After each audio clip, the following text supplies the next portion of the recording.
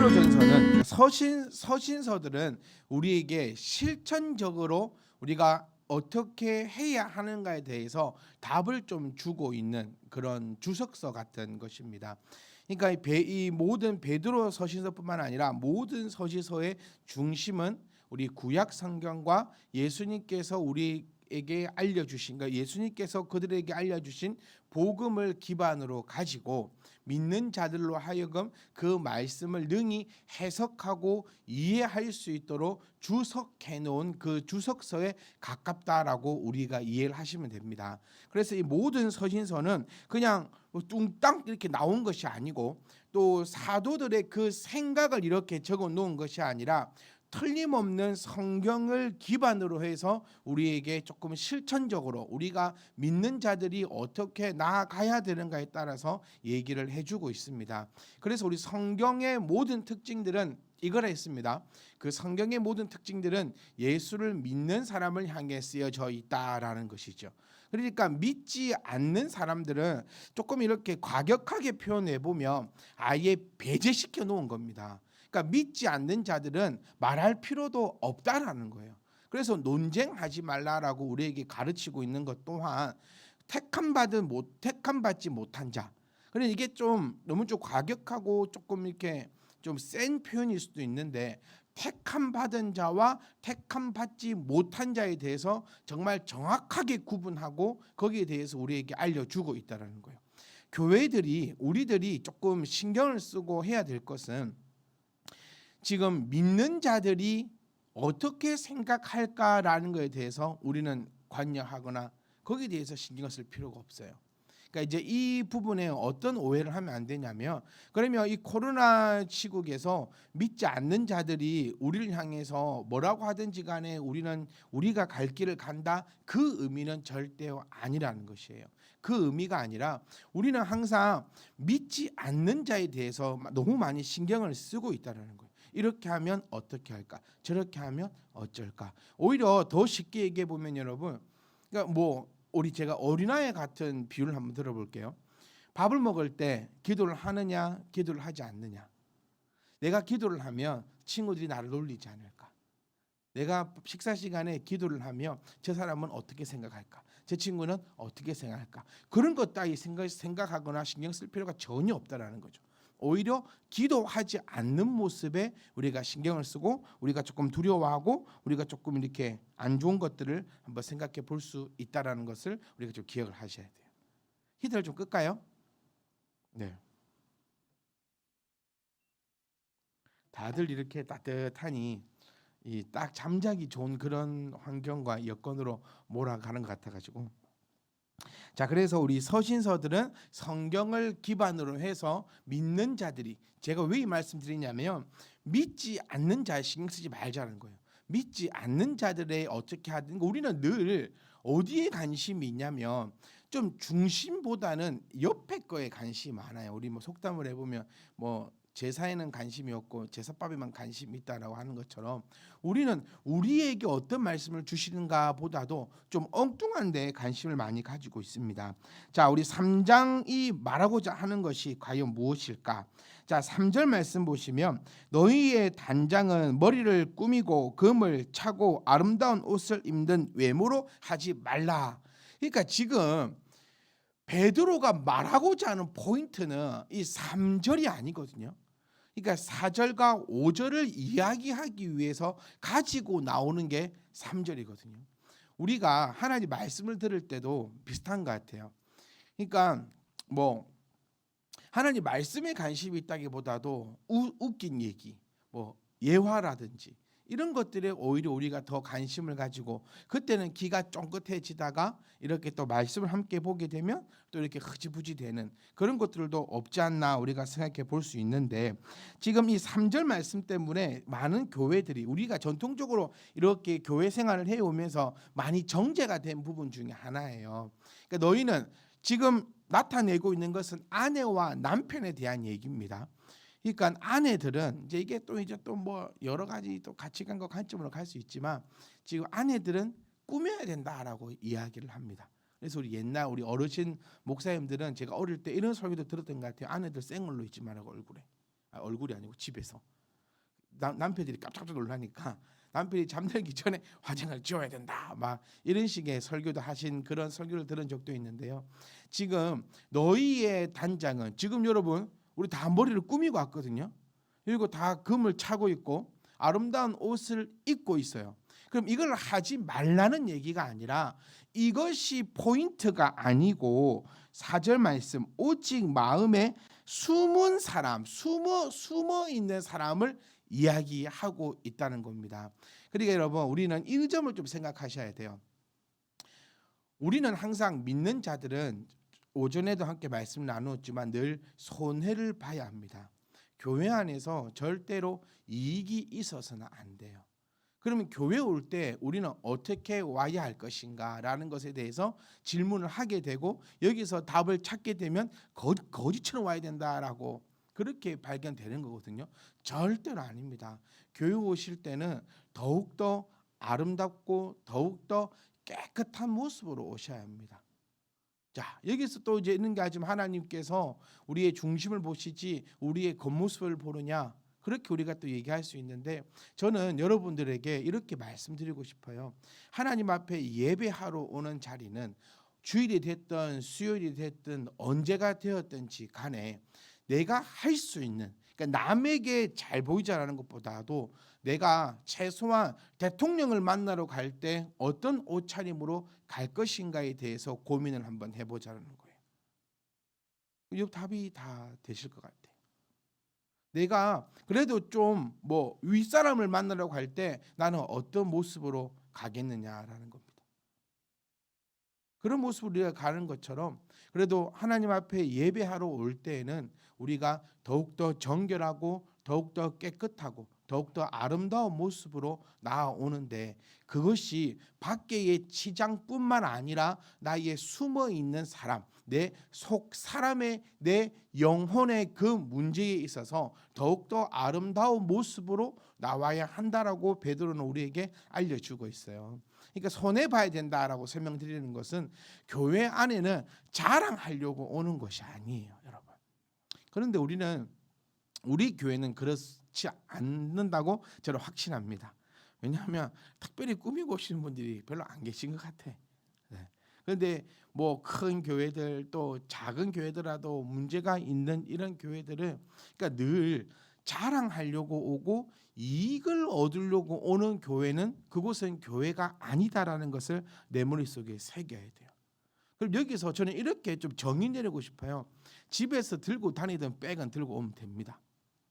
그런데 집에서는 안 들고 다니고 평상시에는 안 들고 다니던 백을 교회에 들고 오지 말라는 얘기예요. 좀 우스갯소리지만 목사님 교회는 명품백 들고 오면 안 됩니까? 아니 그 백을 가지고 평상시에도 돌아다니면 그 백을 가지고 오는데 평상시에는 안 돌아다니고 교회에 네가 자랑하러 온 것 같으면 안 갖고 오는 게 맞아요. 우리는 이미 내 스스로가 잘 압니다. 내가 이것을 들고 오고 차고 오고 꾸미고 오고 입고 올 때는 자랑을 하러 온 건지 아니면 하나님 앞에 아름다운 모습으로 온 건지 그래서 늘 성경은 우리에게 스스로 속이지 말라고 하거든요. 남이 뭐라 하든지 간에 내 스스로가 속이지 않았다면 그건 됐습니다. 그것 가지고 뭐라 할 이유 전혀 없어요. 그런데 내가 비록 보잘것없는 거라도 내가 이것을 사람에게 자랑하기 위해서 내가 이것을 나타내기 위해서라면 그 어떤 것도 하지 않는 것이 더 복이 된다라는 것이죠. 왜냐하면 그것은 나에게 필요한 것이 아니라 나를 위한 것이 아니라 남을 위한 것. 지금 이 1절, 2절, 3절, 4절, 5절, 6절까지 해가지고 아내가 남편에게 어떻게 해야 하는가. 그 성경에 나와 있는 이 아내는 믿는 아내고 남편은 믿지 않는 남편을 얘기하고 있는 거예요. 그러면 우리가 지금 우리의 시선에서 한번 살펴볼 수 있는 것은 뭐냐면 믿는 우리와 믿지 않는 자들을 한번 생각해 볼 수 있다라는 겁니다.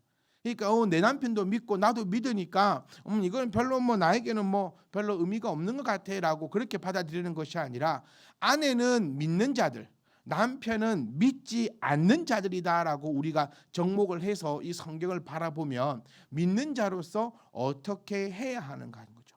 그러니까 참 어렵습니다. 믿는 자들은 참 어렵고 참 힘들어요. 왜냐하면 이렇게 해도 욕먹고 저렇게 해도 욕먹어요. 그러니까 이런 저희 어머니가 목사는 하지 마라, 목회는 하지 마라라고 얘기한 그 이유가 이렇게 해도 어렵고 저렇게 해도 어렵고 그 말씀을 자주 하셨어요, 예전에는. 그러니까 왜 목사님을 하지 말라고 하냐, 왜 그랬습니까? 그 이유가 뭐냐면 이래도 욕먹고 저래도 욕먹고. 그런데 그게 목회자뿐만 아니라 우리 믿는 자들은 믿지 않는 자들이 볼 때 예배를 가도 욕먹고요, 예배를 안 가도 욕먹어요. 사회생활 하면서 많이 못 느껴보셨습니까? 내가 예수를 믿는다 해서 예를 들어 새 회식 자리에서 술을 안 먹어도 욕을 먹고, 그래서 먹으면 또 교회 다닌다면서 먹냐고 또 욕을 하고, 교회가 코로나 때문에 안 한다 하면은 그것 때문에 안 하냐라고 욕을 하고, 뭐 예배가 생명이고 뭐 어쩌고 저쩌고 하더니 그것 때문에 안 하느냐 하고, 또 그러기도 한다 이러면은 이 와중에 또 하냐라고 욕먹고, 이쁘게 치장을 하고 좋은 옷을 입고 깨끗하게 다니면 또 그렇게 해서 다닌다고 욕먹고, 또 그렇게 해서 안 다니면 또 그렇게 해서 안 다닌다고 욕먹고. 그러니까 어느 장단에 이 춤을 추고 어느 장단에 박수를 쳐야 되는지 참 알 길이 없는 것이 우리 믿는 사람들입니다. 그래서 성경은 우리에게 무엇을 얘기하냐? 4절에 4절 말씀에 속 사람을 얘기합니다. 속 사람. 이 마음에 숨은 사람은 이 속 사람을 얘기하는데, 속 사람의 마음은 그리스도와 함께 감추어진 생명이고 그리스도를 닮아가려는 마음으로서 주 대신 예수 그리스도에게 뿌리를 두며 그와 연합하여 깨끗하고 신실하며 서로 사랑하는 마음을 가리키는 것이 바로 이 속 사람이라는 거예요. 그러니까 숨겨둔 사람, 즉 이 속 사람은 예수 그리스도의 뿌리를 두고 서로 사랑한다, 이 말을 우리가 좀 기억을 이제는 정확하게 하시면 좋은 게, 제가 우리 함께 나누었잖아요. 서로 사랑한다라는 것은 내가 손해를 본다는 의미예요. 그러니까 어떻게 사랑하면 될까요? 라고 우리가 너무 많이 질문을 많이 하거든요. 사랑은 무엇일까요? 라고도 질문을 상당히 많이 하십니다. 그럼 사랑은 어떻게 하는 겁니까? 내가 손해를 보면 사랑을 하는 것이고 내가 이익을 보면 사랑하지 않는 것입니다. 우리 잠도는 한번 따라해 볼까요? 손해를 보면 사랑하는 것.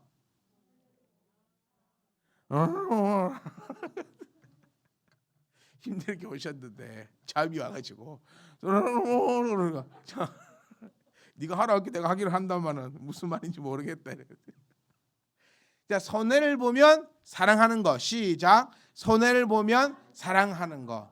이익을 보면 안 사랑하는 것. 시작. 이익을 보면 안 사랑하는 것. 이게 사랑입니다.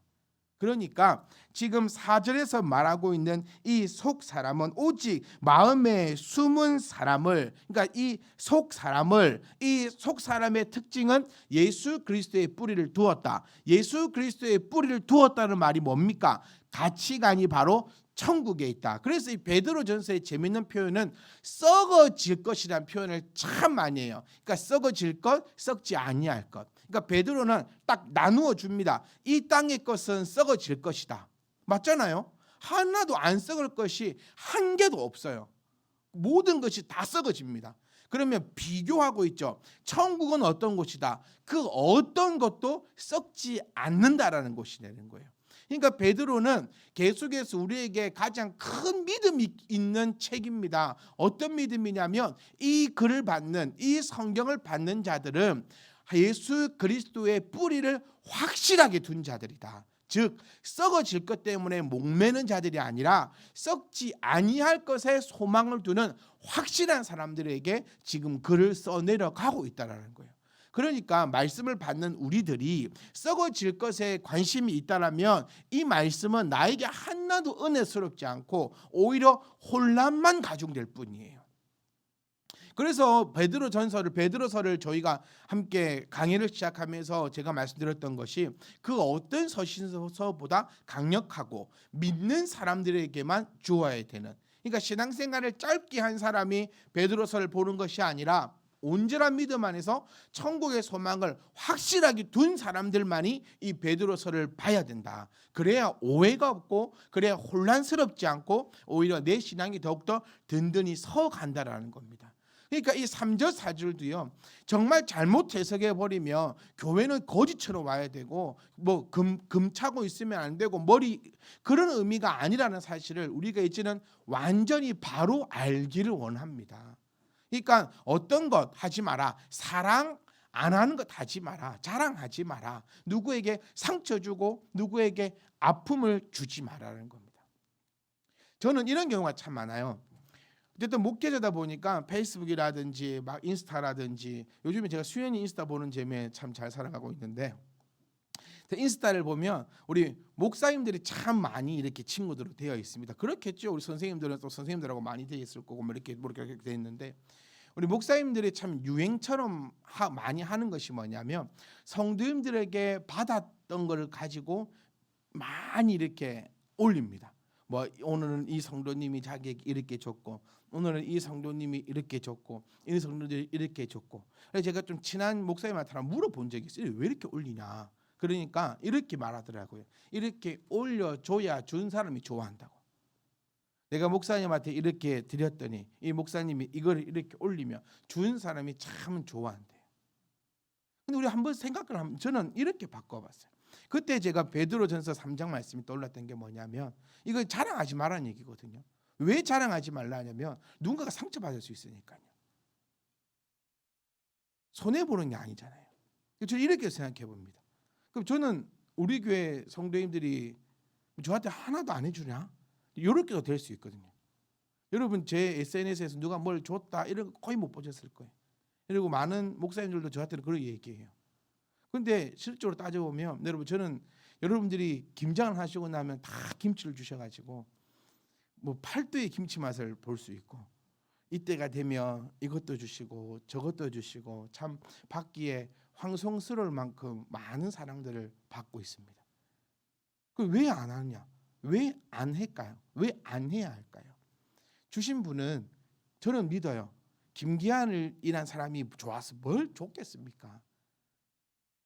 저에게 베풀어 주시고 나누어 주시고 섬겨 주시는 것은 그리스도의 뿌리를 두었기 때문에, 우리가 썩어질 것에 마음을 둔 것이 아니라 썩지 않냐는 저 천국의 마음을 두었기 때문에 주의 종으로 세우셨고, 그것을 우리가 그 말씀 안에 있기 때문에 예수 그리스도의 이름과 그 권위 앞에 여러분들께서 섬겨 주신다고 믿습니다. 근데 자칫 생각해 보면, 그러면 목회자가 이렇게 올림을 통하여서 주지 못한 그 성도의 마음은 어떠하게 될까요? 예전에 저도 꼭 집에는 이런 거 있잖아요. 뭐 좋은 게 생기면 목사님부터 갖다 드려. 저는 그 신앙이 우리나라를 일으켰고 우리 교회를 일으켰고 각 가정을 일으켰다고 믿습니다. 이게 참 좋은 것 좀 갖다 주고 오라 하면 이 기분 좋게 가서 벨도 팍 누르면서 목사님 이거 오르마가 드리랍니다 하고 탁 줄 수 있는데, 고구마를 삶아도 갖다 주라 하고, 김치를 담가도 갖다 주라 하고, 뭘 해도 갖다 주라 하고, 또 농사 지으신 분들은 또 농사 짓고 처음 거를 또 이렇게 해서 목사님부터 갖다 드리고, 또 이래 가지고 저렇게 해서 갖다 드리고, 막 그런 경험들도 많고 우리도 그런 것들이 있거든요. 그런데 다 갖다 주고 싶고 다 섬겨주고 싶고 다 이렇게 나타내고 싶은데 못 하시는 분들도 있고, 내가 생각할 때 저 집사님은 이만큼 해주는데 나는 요만큼 해주니까 상대적으로 마음이 아플 수도 있다는 거예요. 제 이 말씀을 드린 이유는 이겁니다.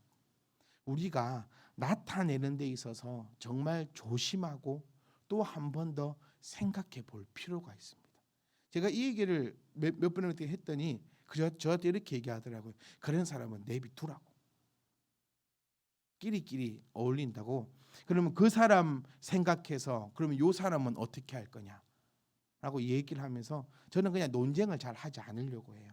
왜 논쟁을 하지 않으려고 하냐면 성경에서도 논쟁하지 말라고 했고, 논쟁을 하면 제 성격에 둘 중에 한 명은 죽어야 돼요. 네, 저는 좀 그런 성격입니다. 만약에 니하고 나하고 논쟁이 붙었다 그러면 저는 좀 어정쩡한 것이 없어요.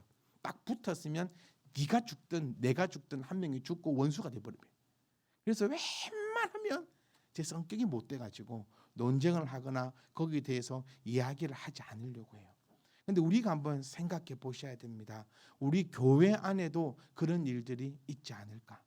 너무 우리가 여기에 신경을 써서 너무 아파하고 너무 그렇게 할 필요는 없지만, 분명히 제가 서두에도 말씀드린 것처럼 나는 어떤 의도로 이렇게 하고 있는지 알 수 있어요.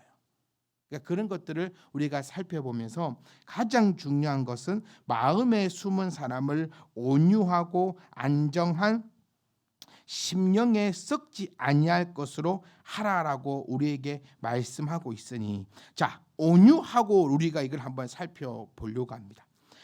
이게 좀 아주 좀 자연스러운 표현이거든요. 그러니까 온유하고 이것은 마음의 동요를 일으키지 않는 것으로 남편의 태도나 요구를 부드럽게 받아들이는 기질을 얘기하고 있어요. 자, 제가 조금 전에도 말씀드린 것처럼 이 본문은 그냥 아내와 남편을 바라볼 것이 아니고 믿는 자와 믿지 않는 자를 바라볼 필요가 있다는 거예요. 그러니까 믿지 않는 자들이, 혹 나와 반대되는 자들이 나에게 강력하게 어떤 것을 주장하고 이러고 저러고 이렇게 한다 할지라도 첫 번째, 마음의 동요를 일으키지 않는다. 그러니까 흔들리지 않는다라는 거예요. 네가 나에게 뭐라고 얘기하든지 간에 내가 확신한 이 믿음, 예수 그리스도의 뿌리를 딱 둔 이 믿음은 어떤 경우에도 흔들리지 않고 그것을 대적하는 것이 아니라 그것에 대해서 부드럽게 받아들이는 기질을 나타내는 거예요. 그러니까 우리는 저 사람이 뭐라고 얘기하든지 간에 그걸 가지고 동료해서 같이 싸우고 화를 내고 그게 맞니 안 맞니 하는 것보다도 부드럽게 이렇게 싸그락싸그락 이렇게 좀 딱 넘겨버릴 수 있는 그 기질을 바로 본문에서 얘기하고 있는 이 온유라고 표현할 수 있습니다. 그러면 이 안정은 또 무엇을 얘기하냐면 타인에 의해서 일어나는 동요에 흔들리지 않는 평온함입니다. 그러니까 믿지 않는 자 혹은 이단자들, 어떤 사람들의 그런 얘기라도 나는 안정적이기 때문에 흔들리지 않는 그 마음을 나타내고 있는 거예요. 그러니까 믿지 않는 사람들이 이런 거 많잖아요. 다큐멘터리 한 번씩 봐도 예수가 물리를 걸었나 이런 거 못 보셨나요? 네, 예수가 진짜 물로 포도주를 만들었나? 이런 다큐멘터리라든지 옆에서 이렇게 하는 소리라든지, 또 혹은 교회를 비방도 많이 하잖아요. 믿지 않는 자들이 이랬다더라 저랬다더라. 지금도 교회가 얼마나 욕을 먹고 있습니까? 또 오미크론 제 첫 번째 이 퍼뜨린 자가 또 교회가 되고 그래가지고 어마어마하게 욕을 먹고 있을 때, 여러분 참 안타깝지만 이런 상황에서 많은 자들이 교회를 떠나는 것도 현실이라고 얘기합니다. 이런 사람을 뭐라고 표현하냐면 안정하지 못한 자다라고 표현하거든요. 그러니까 우리가 가지고 있어야 될 이 모든 것들은 이 속 사람이, 그러니까 겉 모양의 겉에 신경 쓰기보다도 이 속 사람을 신경을 써야 되고, 이 속 사람의 신경을 쓸 때는 두 가지, 온유하고 안정적인 것. 온유한 것은 상대방이 믿지 않는 자들이 우리를 향해서 아무리 뭐라고 비난을 한다 할지라도 거기에 대해서 같이 화를 내고 대응하고 네가 맞니 내가 맞니 하기보다는 좀 온유하면서 이렇게 넘어갈 수 있는 것을 얘기하고, 좀 다른 의미입니다. 이 안정적이다라고 표현하는 것은 상대방이 아무리 우리를 뒤흔들어 놓아도 우리가 뿌려 놓은 그 뿌리는 예수 그리스도 앞에 단단히 박혀 있어서 절대로 뽑히지 않는. 그래서 우리 시편 1편에서 뭐라고 얘기합니까? 의인은 시냇가에 심은 나무가 시절을 쫓아 과실을 맺고, 시냇가에 심은 나무다. 뿌리를 깊게 내려서 시냇가까지 가니까 아무리 가뭄이 이르고 어떤 환난과 여건이 있어도 거기에 대해서 어려움이 당치 않고 열매를 맺는다거든요. 반대로 악인들은 그렇지 않고 바람에 날리는 겨와 같다. 조금만 불어버려도 훅훅 날아다니는 그 겨와 같다라는 얘기입니다. 그러니까 이 지금 3장 4절의 출발점은 우리가 이미 시편 1편에서 얘기하고 있는 복 있는 사람이라는 그 전제하에서 너희는 옆에서 믿지 않는 남편이 믿지 않는 자들이 혹은 이단자가 되었던 그 누가 되었든지 간에 너에게 이렇게 저렇게 이렇게 한다 할지라도 너는 거기에 대해서 흔들리지 않는 그 안정감을 가지고 그 사람을 대하라라고 말씀하고 있다는 것입니다. 그러니까 우리가 믿지 않는 자들을 대할 때에 이 두 가지의 마음을 꼭 기억하셔야 합니다. 첫 번째가 뭐라 했죠? 온유한 마음이죠. 뭐라고 얘기하든지 간에 거기에 대해서 부드럽게 넘길 수 있는, 부드럽게 넘길 수 있는. 참 어렵습니다. 그런데 해야 합니다. 또 훈련하고 또 훈련하고. 그러니까 저는 제 고백을 한번 해보자면은 누가 막 시비를 걸면요, 저는 이렇게 생각합니다. 주께서 나를 훈련시키는구나. 이렇게 생각하면 한 편 더 넘기기 쉬워요. 네. 시편 아니고 베드로전서 3장 3절의 말씀, 4절의 말씀을 다 기억하면서 온유함. 주께서 나를 훈련시키시는. 그래. 좀 나쁜 소리긴 하지만 니야 떠들어 봐라. 내가 거기서 내가 반응을 보이나. 이게 참 중요합니다. 그리고 두 번째는 안정감, 안정한 심령에 썩지 아니할 것. 이 두 개는 썩지 않아요. 이 안정함, 네가 나에게 뭐라고 하든 시간에 나의 이 믿음은 흔들리지 않는다. 우리 만약에 옛날 할머니 권사님들이 남편의 압력에, 남편의 폭력에, 남편의 막 그런 것에 믿음을 다 놓쳐버렸다면 우리까지도 복음이 전달되지 않았습니다. 우리 할머니 권사님들이 정말 온유함으로 남편을 대했죠. 네, 참 그런 소리 저도 많이 들어봤거든요. 저희 집이 그랬다는 게 아니고, 네, 참 주변에서 얘기를 많이 들어보면은 네가 좋아서 맞추나 주일날 교회 가려고 맞춰준다. 이런 거 못 들어보셨나요? 내가 네 좋아서 밥상 차려주는 줄 아나. 안 차려주면 교회를 안 보내주니까 내가 넘어갈란다.